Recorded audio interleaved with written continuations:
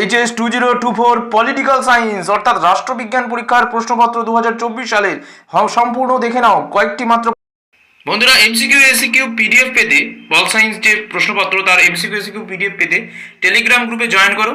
Link কিন্তু নিচে কমেন্টেও ডিসক্রিপশানে রয়েছে, সেখান থেকে ডাউনলোড করে নাও। টেলিগ্রাম গ্রুপে জয়েনও করতে পারো, সেখান থেকে নিয়ে নিতে পারো, অথবা ডাউনলোড করে নিতে পারো ডিরেক্টলি। তাড়াতাড়ি ডাউনলোড করে নাও এমসিকিউ। কিন্তু এমসিকিউ এসিকিউ শুধু তো দেখলে হবে না, বড় প্রশ্নগুলো ভিডিও থেকে দেখে তোমরা পড়াশোনা শুরু করে দাও। পল সায়েন্সে কালকে কী কী প্রশ্ন আসবে দেখে নাও। ফার্স্ট চ্যাপ্টার থেকে বড় প্রশ্ন আসে 8 মানের। সেখানে প্রশ্ন আসবে আন্তর্জাতিক সম্পর্কের সংজ্ঞা দাও, আন্তর্জাতিক সম্পর্ক ও আন্তর্জাতিক রাজনীতির মধ্যে পার্থক্য আলোচনা করো। 2 নম্বর প্রশ্ন আসবে বিশ্বায়নের প্রভাব ও ফলাফল আলোচনা করো। 3 নম্বর প্রশ্ন আসবে বিশ্বায়নের সংজ্ঞা ও বিভিন্ন রূপ প্রকৃতি আলোচনা করো। ফিফথ চ্যাপ্টার থেকে প্রশ্ন আসে বড় প্রশ্ন 8 মানের। প্রথম প্রশ্ন, রাষ্ট্রের প্রকৃতি সম্পর্কে গান্ধীজির ধারণা ও সমালোচনা সহ লেখো।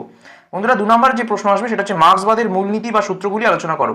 3 নম্বর প্রশ্ন আসবে গান্ধীজির চিন্তাধারা ও রাজনৈতিক দর্শনের মূল সূত্রগুলি আলোচনা করো। 4 নম্বর প্রশ্ন আসতে পারে মার্ক্সের রাষ্ট্র সম্পর্কিত তথ্য আলোচনা করো।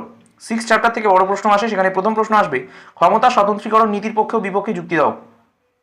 এক কক্ষ বিশিষ্ট আইনসভার পক্ষে ও বিপক্ষে যুক্তি দাও। দ্বিকক্ষ বিশিষ্ট আইনসভার পক্ষে ও বিপক্ষে যুক্তি দাও। ক্ষমতা স্বতন্ত্রীকরণ নীতি বলতে কি বোঝায়। 7 চ্যাপ্টার থেকে প্রশ্ন আসবে। প্রথম প্রশ্ন, ভারতের প্রধানমন্ত্রীর ক্ষমতা ও কার্যাবলী আলোচনা করো। রাজ্যপালের ক্ষমতা ও কার্যাবলী এবং পদমর্যাদা আলোচনা করো।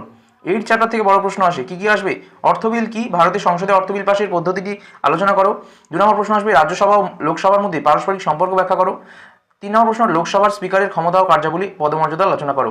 9 চ্যাপ্টার অর্থাৎ শেষ অধ্যায়, এই অধ্যায় থেকে কিন্তু শেষ অধ্যায় হচ্ছে 10ম অধ্যায়, সেখান থেকে এমসিকিউ এসিকিউ আসে, বড় প্রশ্ন আসে না। 9 চ্যাপ্টার থেকে আসে 8 মানের।